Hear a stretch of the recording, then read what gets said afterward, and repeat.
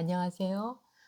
오늘은 자아 분석 과정 중에서 키슬러가 이야기한 대인관계 양식을 분석해 보도록 하겠습니다.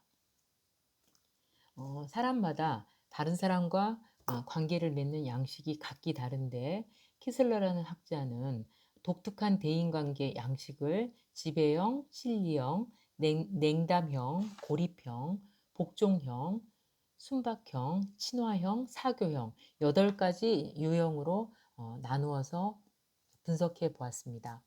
첫 번째, 지배형에 해당되는 대인관계는 자신감이 있고 자기 주장이 강하고 타인에 대해서 주도권을 행사하는 경향이 있습니다.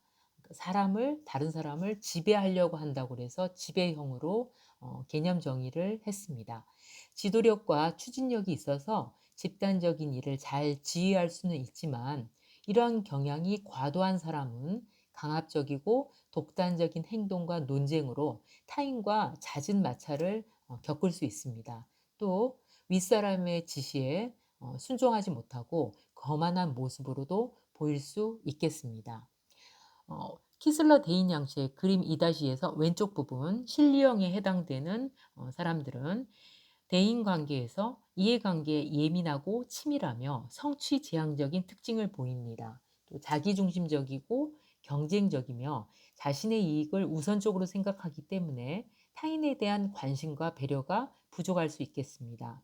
뿐만 아니라 타인을 신뢰하지 못하고 불공평한 대우에 예민하게 되며 자신에게 피해를 입힌 사람은 반드시 보복하는 경향을 보이게 됩니다. 냉담형의 원의 왼쪽 부분, 시계로 치면 9시 부분에 해당되는 이 냉담형의 사람들은 이성적이고 냉철하며 의지가 강하고 타인과 거리를 두고 관계를 맺는 경향이 있습니다. 이러한 경향이 강한 사람은 타인의 감정에 무관심할 뿐만 아니라 타인에게 상처를 줄 수 있습니다. 타인에게 따뜻하고 긍정적인 감정을 표현하기 어렵고 대인관계가 피상적이며 타인과 오래 사귀지 못하는 특성을 보이고 있습니다. 고립형에 해당되는 사람들을 살펴보겠습니다. 고립형에 해당되는 사람들은 지금 키슬러 대인관계 양식 마치 시계처럼 생긴 이 원에서 시계 반대 방향으로 나가면서 설명을 하고 있습니다. 고립형에 해당되는 사람들은 혼자 있거나 혼자 일하는 것을 좋아하고 감정을 잘 드러내지 않습니다. 이러한 경향이 강한 사람들은 타인을 두려워하고 사회적 성향을 회피하게 되고 자신의 감정을 지나치게 억제하는 특성이 있습니다. 또한 침울한 기분이 지속되고 우유부단하며 사회적으로 고립할 수 있는 특징을 보이게 됩니다. 복종형에 해당되는 사람들은 시계로 치면 6시에 해당되겠죠. 대인관계에서 수동적이고 의존적이며 타인의 의견에 잘 따르고 주어진 일을 순종적으로 잘합니다. 그러나 자신감이 없고 타인으로부터 주목받는 일을 피하며 자신이 원하는 것을 타인에게 잘 전달하지 못합니다. 이러한 사람들은 어떤 일에 대한 자신의 의견과 태도를 확고하게 지니지 못하기 때문에 상급자의 위치에서 일하는 것을 굉장히 부담스러워하는 특징을 보이게 됩니다. 자, 시계 반대 방향 순박형의 사람들은 단순하고 솔직하며 대인관계에서 굉장히 너그럽고 겸손한 경향이 있지만 또 동시에 타인에게 잘 당할 수 있기 때문에 주관이 없이 타인에게 너무 끌려다닐 수 있고 잘 속거나 잘 이용당할 수 있습니다. 네. 귀가 얇다고 그러죠. 네. 그래서 자기가 원하지 않는 일임에도 불구하고 타인의 의견에 반대하지도 못하고 화가 나도 타인에게 자신의 감정을 잘 알리기 어렵다는 특징을 가지고 있습니다. 자, 3시에 해당되는 친화형의 사람들. 친화형의 사람들은 따뜻하고 인정이 많고 타인을 잘 배려하고 자기 희생적인 태도를 보입니다. 타인을 좀 즐겁게 해주려고 굉장히 노력하고 지나치게 노력하기 때문에 타인의 고통과 불행을 보면 도와주려고 과도하게 나서는 경향이 있습니다. 그래서 우리가 흔히 하는 말 중에 오지랖이 넓은 사람들이 사실은 이 친화형에 해당되는 사람들이 많습니다. 타인의 요구를 잘 거절하지 못하고 타인의 필요를 자신의 것보다 더 먼저 하기 때문에 자신의 이익을 잘 지키지 못하고 손해를 보는 경향이 있습니다.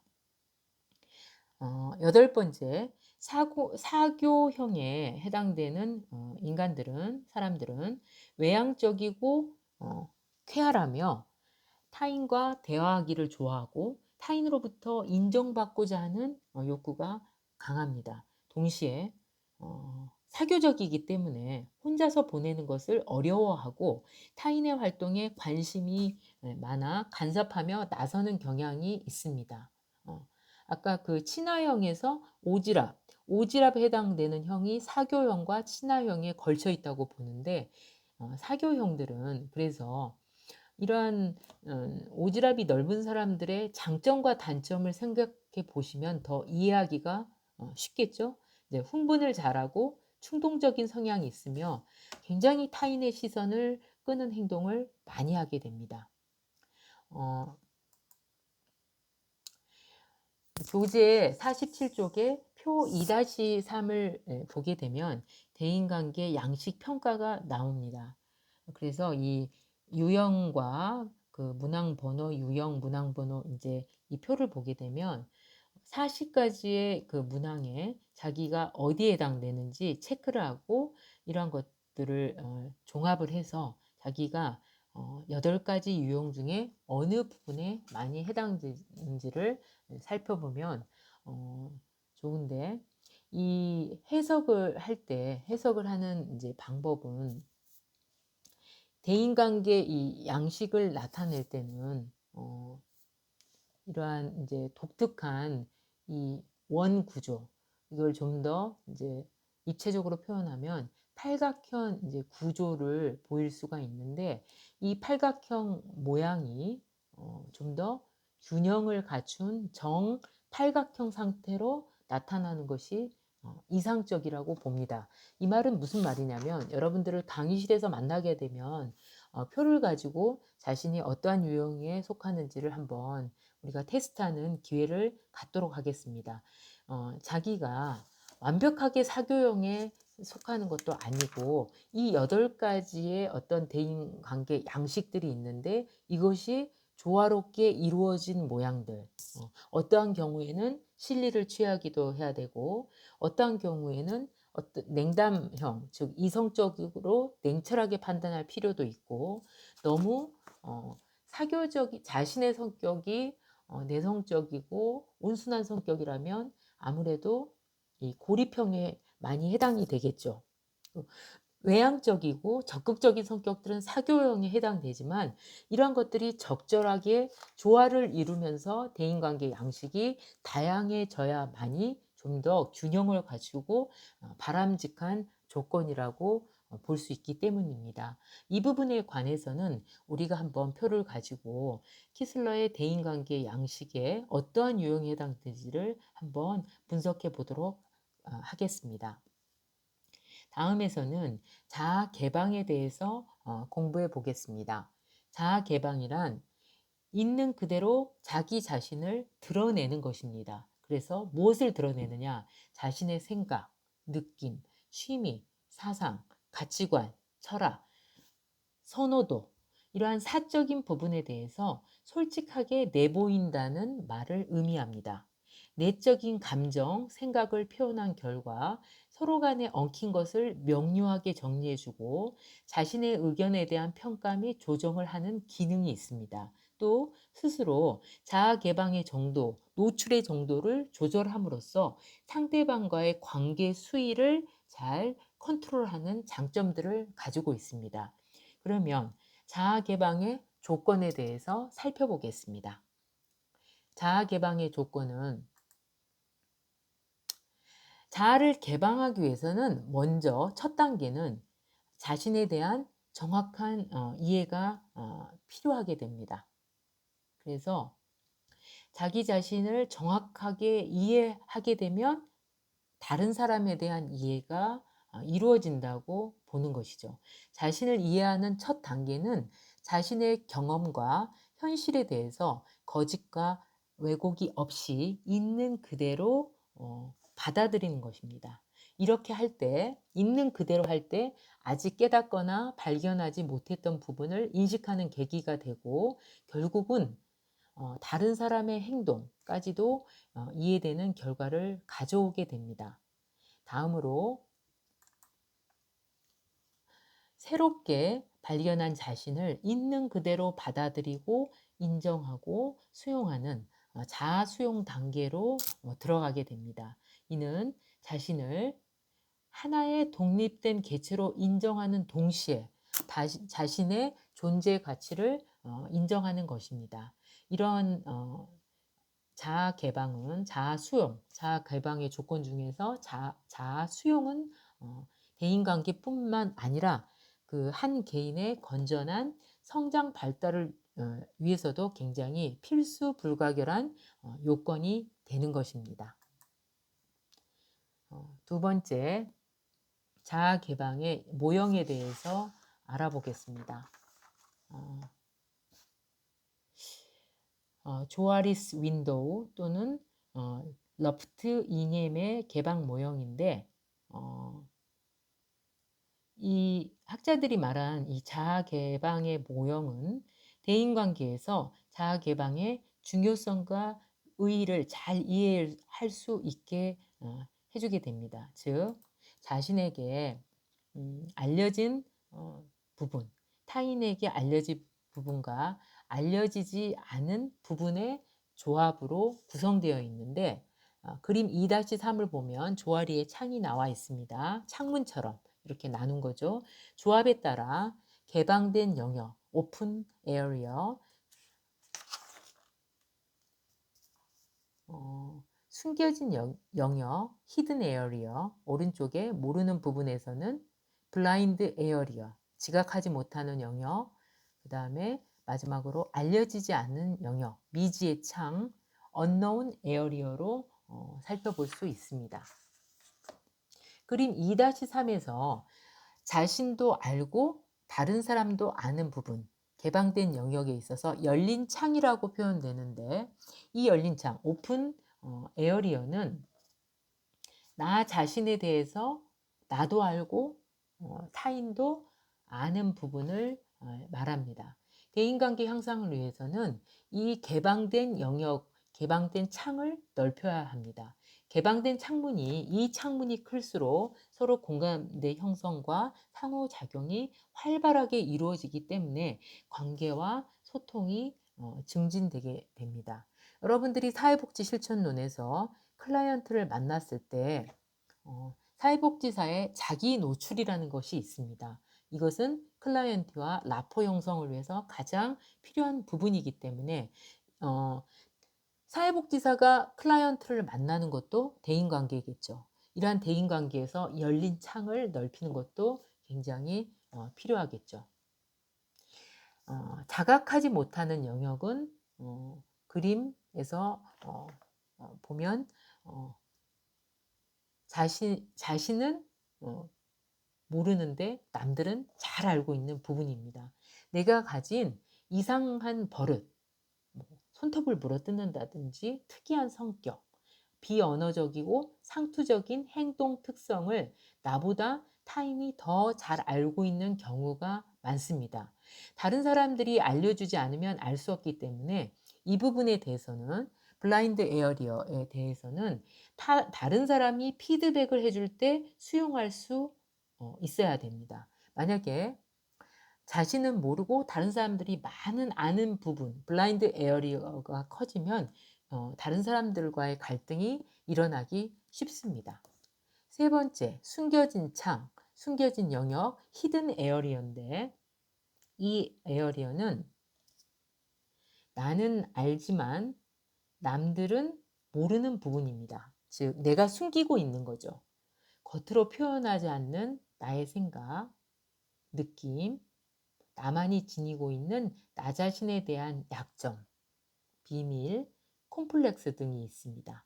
이 영역은 조금씩 조금씩 개방하는 것이 필요합니다. 만약에 이 영역이 넓을 경우에는 타인과의 관계에서 굉장히 불안해하고 긴장하며 생산적인 관계를 맺기 어렵습니다. 왜? 자기 자신의 약점이나 단점, 비밀스러운 부분이 감추면 감출수록 타인과의 관계에서 계속 숨기려고 하는 일들이 반복되기 때문에 이러한 부분을 굉장히 숨겨진 영역을 좀 작게 하는 게 필요합니다. 그렇다고 해서 문을 너무 활짝 열어놓는다든지 문을 꼭꼭 닫는다든지 이러한 것들은 너무 극단적이고 과도한 부분은 결코 좋지가 않습니다. 어쨌든 숨겨진 창에 이러한 부분들을 조금씩 조금씩 좁혀서 다른 사람들과 생산적인 관계를 맺을 수 있도록 노력하는 것이 필요하겠습니다. 자, 마지막으로 나도 모르고 남들도 모르는 미지의 창이 있습니다. 알려지지 않는 unknown area, 영역이라고 볼 수가 있습니다. 이것은 대부분 충격적인 사건, 수치스러운 사건, 우발적인 사건, 남한테 이야기할 수 없는 사건들을 무의식 속에다가 쟁여 놓는 거죠. 저장해 놓는 건데 이러한 것들은 남들이 알아서는 안 되는 사건, 나도 이것을 생각하고 싶지 않는 어떤 경험들, 그 다음에 이러한 심리 치료, 이런 부분들이 이러한 미지의 창에 해당될 수 있습니다. 이 미지의 창이 넓으면 넓을수록 어떻게 될까요? 타인과의 공감과 소통에 어려움을 겪어서 대인관계에 굉장히 소극적인 고립형이 된다고 볼 수가 있겠습니다.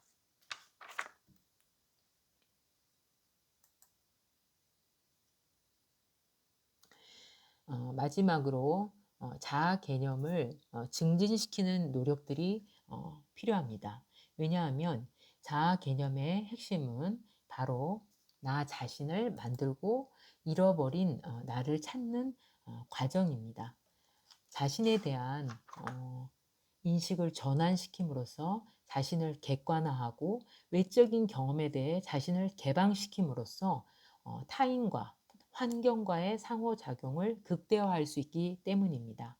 그리고 나는 누구인가 같은 질문들, 나는 어디에 있는가 하는 위치적인 문들, 자신의 문제를 정확히 인식하는 객관적이고 다양한 과정을 통해서 자신을 찾아가는 과정입니다. 이때 자신의 문제가 어디에 있는지 알고 그 문제를 정확히 찾아서 외부의 탓보다는 자신의 문제로 파악하는 과정이 요구됩니다. 이러기 위해서는 과거에 대한 집착을 버려야 되고 있는 그대로 자신을 찾아서 결국 자신을 용서하고 받아들이는 노력을 통해 잃어버린 자기 자신을 찾게 되는 것입니다. 긍정적인 자아상을 가진 사람은 대인관계에서 쉽게 상처를 받지 않는다고 합니다. 상대방이 설령 부정적인 이야기를 예민하게 받아들이지 않고 불안해하지 않습니다. 상대방이 부정적인 이야기를 나한테 한다 할지라도 긍정적인 자아상을 가지고 있는 사람은 그것을 대수롭지 않게 넘기게 되는 거죠. 따라서 건강한 삶, 건강한 대인관계 형성을 위해서는 자아 개념을 증진시켜야 되고 다음과 같은 방법들을 통해서 가능해집니다. 첫 번째, 긍정적인 자기 대화하기가 있습니다. 자기 자신의 그 내면적인 대화는 자존감에 따라 이제 다를 수가 있습니다. 그래서 자존감, 자기 가치감이 높은 사람들은 나는 할 수 있어, 나는 뭐든지 할 수 있어 이렇게 다짐을 하거나 아니면 내 힘으로는 좀 어쩔 수 없는 일이야 하고 대인해 있는 일들이 많다고 합니다.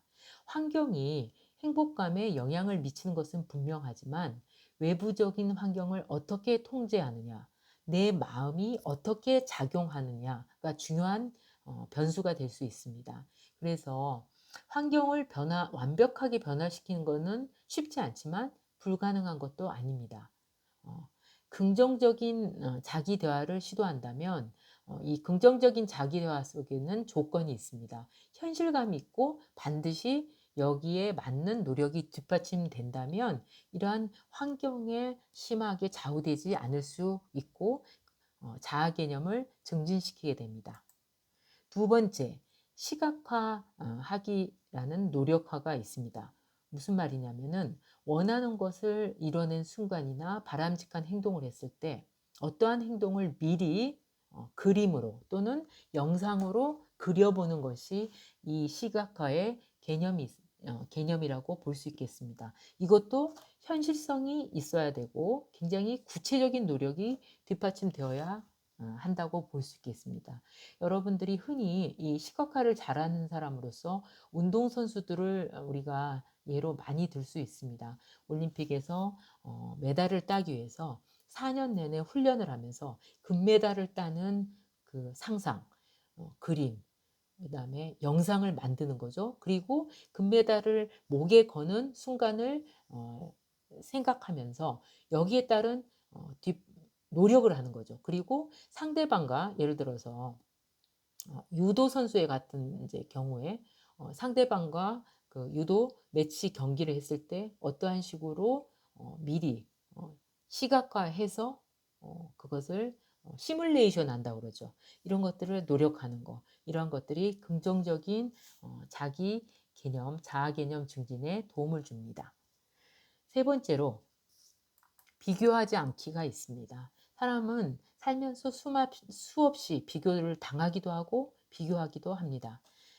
다른 사람이 나보다 무엇인지 찾아보는 것은 중요하지만 이것은 자신의 건강한 자아 개념을 위해서 음, 독특한 점을 비교하는 것은 좋지만 이것을 상대적으로 너무 비교를 하게 되면 열등감이나 과대 포장, 과대 망상으로 발전될 수 있기 때문에 객관적인 평가보다는 스스로 먼저 인정을 하고 다른 나보다 뛰어난 사람을 먼저 인정해주는 객관성이 필요하다고 보겠습니다.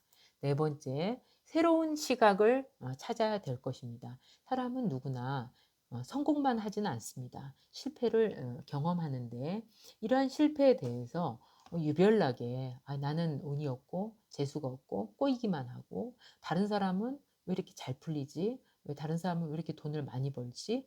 이러한 것들을 서로 극단적으로 이제 비교하는 것들이 있습니다. 그런데 실패에 대해서도 실패는 성공의 어머니라고 생각하는 사람들이 있습니다. 이러한 사람들은 지금의 문제 상황을 자신을 제한하는 걸림돌로 생각하지 않고 디딤돌로 생각하는 것입니다. 그래서 많은 것들에 대해서 자기가 가지고 있는 재능, 특성, 환경에 대해서 감사하고 새로운 것들을 받아들일 수 있도록 노력하는 것을 의미합니다. 다섯 번째는 감정을 중요시하고 받아들이는 것입니다.